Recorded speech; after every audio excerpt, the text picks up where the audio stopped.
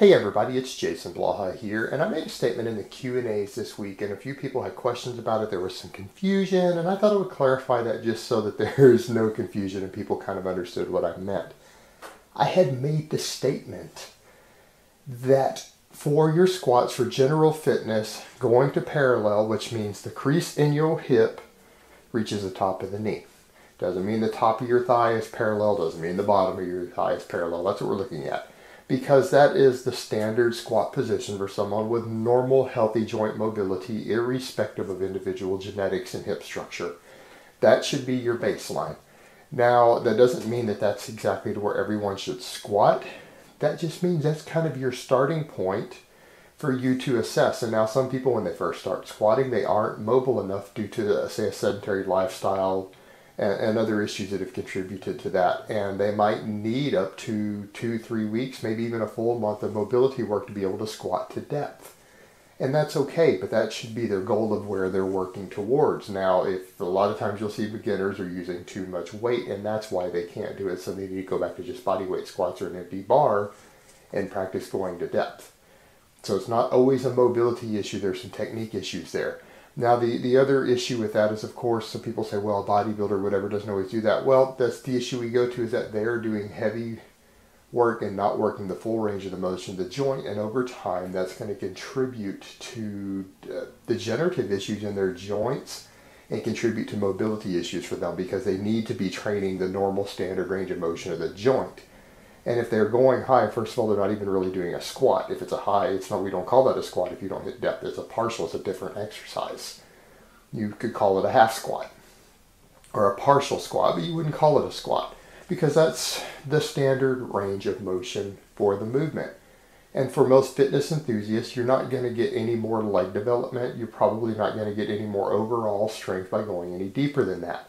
The exception would be athletes who need to go deeper for their sport, for training for it, or people who need a lot more glute development. Because when you go below the parallel mark and you start going deeper, and you can go up to several inches deeper in many cases, you start to work the glutes more, but you're not necessarily putting any additional load on the things like the quads, the hamstrings, other muscles beyond just the glutes.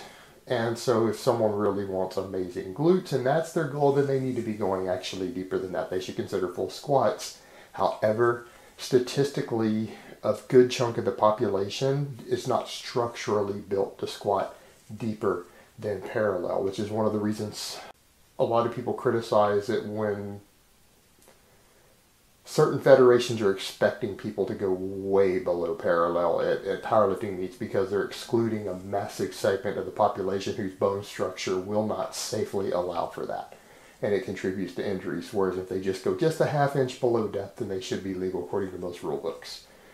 But if you're a power lifter, you should be squatting to whatever depth your federation requires, and if your mobility will not safely let you squat to whatever standard some federation sets. If it's way below parallel, then you need to drop that federation for your own health purposes and go compete in one that makes you go just below parallel.